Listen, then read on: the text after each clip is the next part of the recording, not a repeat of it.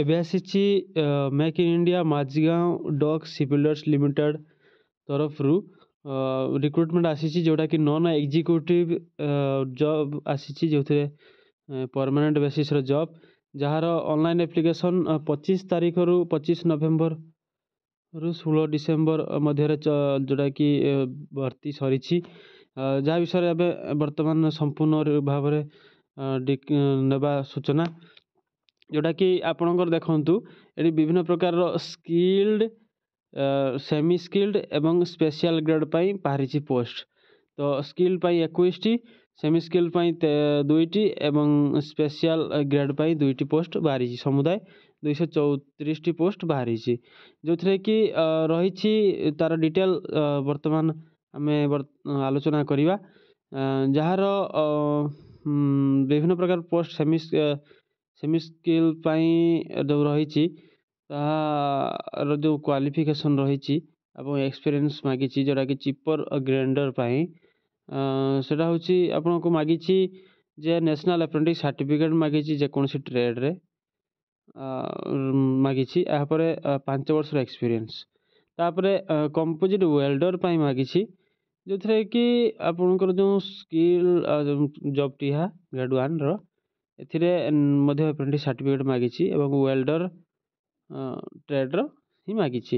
ତାହେଲେ electrical crane operator ଏସବୁ ପାଇଁ ଇଲେକ୍ଟ୍ରିସିଆନ୍ ଟ୍ରେଡ଼ରେ ଆପ୍ରେଣ୍ଟିସ୍ ସାର୍ଟିଫିକେଟ୍ 5 ବର୍ଷର ଏକ୍ସପିରିଏନ୍ସ। ଇଲେକ୍ଟ୍ରିସିଆନ୍ ପାଇଁ ନ୍ୟାସନାଲ୍ ଆପ୍ରେଣ୍ଟିସ୍ ସାର୍ଟିଫିକେଟ୍ ରହିଛି, ଯେଉଁଟାକି ଇଲେକ୍ଟ୍ରିସିଆନ୍ ପାଇଁ ମାଗିଛି ଏବଂ ଇଲେକ୍ଟ୍ରୋନିକ୍ ମେକାନିକ୍ ପାଇଁ ମଧ୍ୟ ମାଗିଛି ଆପ୍ରେଣ୍ଟିସ୍ ସାର୍ଟିଫିକେଟ୍, ଯେଉଁଟାକି ଟ୍ରେଡ଼୍ କ'ଣ ଇଲେକ୍ଟ୍ରିକ୍ ମେକାନିକ୍ ହେଉ, ମେକାନିକ୍ ରେଡ଼ିଓ ଏବଂ ରାଡାର ଏୟାରକ୍ରାଫ୍ଟ ଏସବୁ ବିଭିନ୍ନ ପ୍ରକାର ପାଇଁ କମ୍ୟୁନିକେସନ୍ ସିଷ୍ଟମ୍ରେ ଇଲେକ୍ଟ୍ରୋନିକ୍ସ ଅପରେଟର ଆଦି ବ୍ରାଞ୍ଚରେ ଯେଉଁମାନେ କରିଥିବେ ତାହା ଇଲେକ୍ଟ୍ରୋନିକ୍ ମେକାନିକ୍ ପାଇଁ ପକାଇ ପାରିବେ।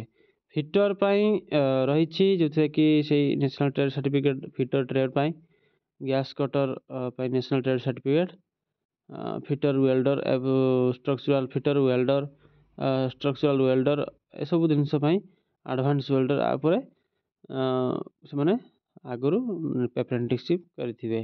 ଜୁନିୟର ହିନ୍ଦୀ ପାଇଁ, ଯେଉଁଟାକି 2 ବର୍ଷର ପୋଷ୍ଟ ଗ୍ରାଜୁଏସନ୍ କୋର୍ସ ରହିଥିବ, ପିଜି, ସେମାନେ ଏଇ ଟ୍ରାନ୍ସଲେଟର ପୋଷ୍ଟ ଯେଉଁଟାକି ଜୁନିୟର ହିନ୍ଦୀର ତା ପାଇଁ ସେମାନେ ଏଥିରେ ଆପ୍ଲାଏ କରିପାରିବେ ଏବଂ 2 ବର୍ଷର ପୋଷ୍ଟ ଗ୍ରାଜୁଏସନ୍ ସಮೇତ English recognise university or Hindi subject ଯେଉଁଥିରେ କି ରହିଥିବ ସେଇଟା ବି ହେବ।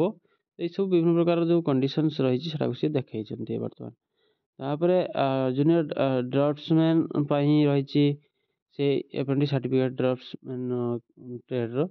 ଏମିତି ରିଲେଟେଡ଼୍ ଟ୍ରେଡ଼୍ ଅନୁସାରେ ତା'ର ପୋଷ୍ଟ ଗୁଡ଼ିକ ବାହାରିଛି ଏବଂ ସେ ପୋଷ୍ଟ ଅନୁସାରେ ଏଠାରେ କ୍ୱାଲିଫିକେସନ୍କୁ ଉପସ୍ଥାପନ କରାଯାଇଛି ଏବଂ ରିକ୍ୱାରମେଣ୍ଟ କରାଯାଇଛି। ଦେଖନ୍ତୁ ବର୍ତ୍ତମାନ ଯେଉଁ ଏହି ଏକ୍ଜାମ୍ ଏଇ ଯେଉଁ ରିକ୍ରୁଟମେଣ୍ଟ ରହିଛି, ଏହା ଯେଉଁ ମାଝଗାଁୱର ସିପ୍ ବିଲ୍ଡର କମ୍ପାନୀ ଦ୍ୱାରା।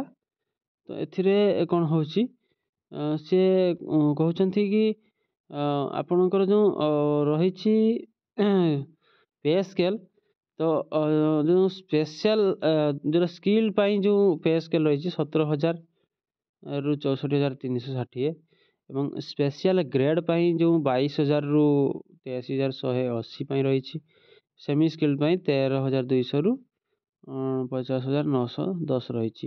ଏଥିରେ ଯେଉଁ ବୟସ ସୀମା ମ୍ୟାକ୍ସିମମ୍ 38 ବର୍ଷ ଏବଂ ମିନିମମ୍ 18 ବର୍ଷ ମାଗିଛି। ଯାହାର କି ଆଉ ରହିଛି ଯେଉଁ ଏଜ୍ ରିଲାକ୍ସେସନ୍ର ସେଇଟା ଆପ୍ଲିକେବୁଲ୍ ରହିଛି ବୋଲି ଏଠାରେ ଉଲ୍ଲେଖ କରାଯାଇଛି। ଯେମିତିକି 3 ବର୍ଷ OBC ପାଇଁ, 5 ବର୍ଷ SC ST, 13 ବର୍ଷ OBC, 15 ବର୍ଷ SC STର ଗଭର୍ଣ୍ଣମେଣ୍ଟ ଯେଉଁଟାକି ପର୍ସନ୍ ଡିସେବିଲିଟି ବିକଳାଙ୍ଗ ଜଣଙ୍କ ପାଇଁ, ଏକ୍ସସାର୍ଭିସମେନ୍ ଟ୍ରେଡ଼୍ ଏସବୁ ପାଇଁ ରହିଛି ତା'ର ଏଜ୍ ରିଲାକ୍ସେସନ୍। ଏହାପରେ ୟାର ଯେଉଁ ସିଲେକ୍ସନ୍ ପ୍ରୋସେସ୍ କଥା ଯଦି ଆମେ ଆଲୋଚନା କରିବା, ତାହେଲେ ଏଥିରେ ଦେଖାଯିବ କି ଏଥିରେ ଫାଷ୍ଟ ଆପଣଙ୍କୁ ରିଟିନ୍ ଟେଷ୍ଟ ହେବ ଅନଲାଇନ୍ ଆପ୍ଲିକେସନ୍ ଫର୍ମ ଭରି ସାରିଲା ପରେ। ଏହାପରେ ରିଟିନ୍ ଏକ୍ଜାମିନେସନ୍ ଯେଉଁ ପରଫର୍ମାନ୍ସକୁ ଆଉ ଆପଣଙ୍କର ଯେଉଁ ଏକ୍ସପିରିଏନ୍ସର ଯେଉଁ ସାର୍ଟିଫିକେଟ୍ ଆପଣ ପ୍ରଡ୍ୟୁସ୍ କରିବେ ତାକୁ ଦେଖିକରି ଏକ କମ୍ବାଇଣ୍ଡ ମେରିଟ୍ ଲିଷ୍ଟ ତିଆରି କରାଯିବ, ଯେଉଁଥିରେ କି ଗୋଟିଏ ପୋଷ୍ଟ ପାଇଁ 3 ଜଣଙ୍କୁ କରି ନିଆଯିବ ଏବଂ ଏହାକୁ ନେଇ ଫାଇନାଲ୍ ମେରିଟ୍ ଲିଷ୍ଟ କରିବା ପାଇଁ ଆଗକୁ ଆପ୍ରୋଚ୍ କରାଯିବ, ଯେଉଁଟାକି ଟ୍ରେଡ୍ ଟେଷ୍ଟ ପାଇଁ। ଟ୍ରେଡ୍ ଟେଷ୍ଟକୁ କ୍ୱାଲିଫାଏ କରିବା ପାଇଁ ପଡ଼ିବ। କ୍ୱାଲିଫାଏ ହେଲା ପରେ ଆପଣଙ୍କର ଫାଇନାଲ୍ ମେରିଟ୍ ଲିଷ୍ଟରେ ନା ଆସିଲେ ଚାକିରିରେ ଆପଣ ଯୋଗ ଦେବେ। ଯେଉଁ ରିଟିନ୍ ଟେଷ୍ଟଟି ହେବ, ସେ ରିଟିନ୍ ଟେଷ୍ଟଟି 100 ମାର୍କର ରିଟିନ୍ ଟେଷ୍ଟ ହେବ। ତାପରେ ସେଥିରେ ଯେଉଁ ରିଟିନ୍ ଟେଷ୍ଟ ରହିଛି 100 ମାର୍କରୁ କେଉଁ ପୋଷ୍ଟ ପାଇଁ, ଯେଉଁଟାକି ରହିଛି ପାରା 4Cରୁ ଏବଭ୍।